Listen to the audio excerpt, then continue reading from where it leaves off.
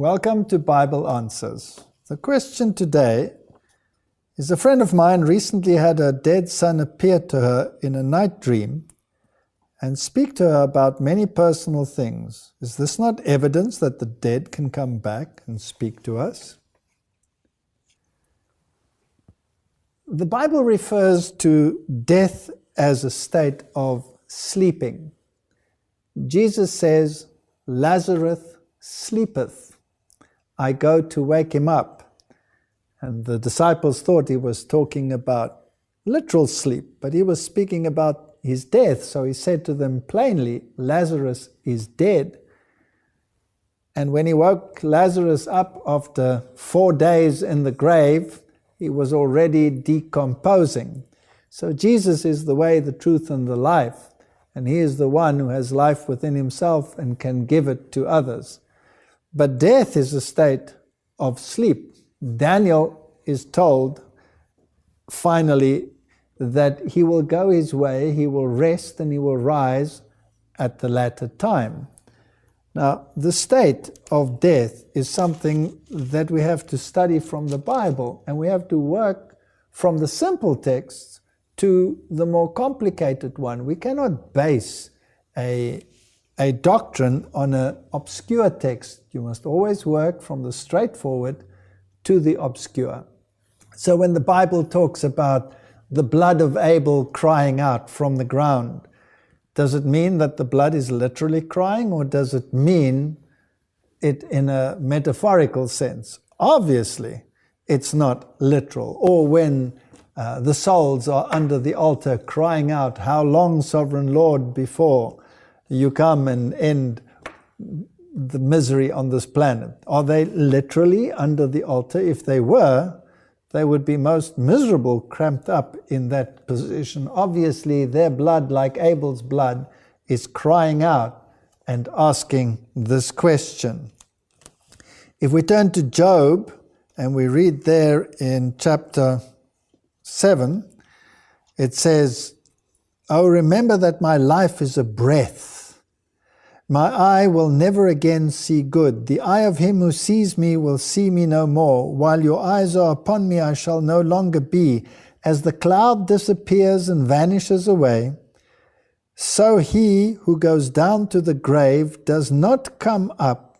He shall never return to his house, nor shall his place know him anymore." That's pretty plain teaching. That is telling us what the state of death is.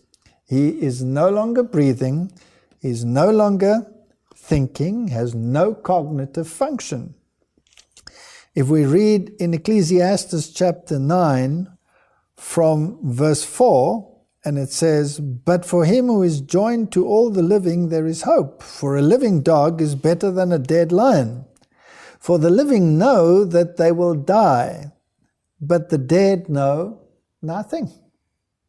And they have no more reward, for the memory of them is forgotten. Also their love, their hatred, their envy have now perished. Never more will they have a share in anything done under the sun." That's pretty plain teaching. So they know nothing. They are in a state of unconsciousness.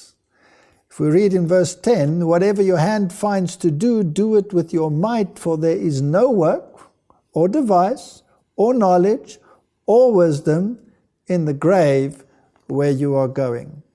So Jesus taught very plainly that resurrection is the time when people come back to life. If we go to John chapter 14, that famous verse where Jesus says, "Let not your hearts be troubled. You believe in God, believe also in me. In my Father's house are many mansions. If it were not so, I would have told you. I go to prepare a place for you.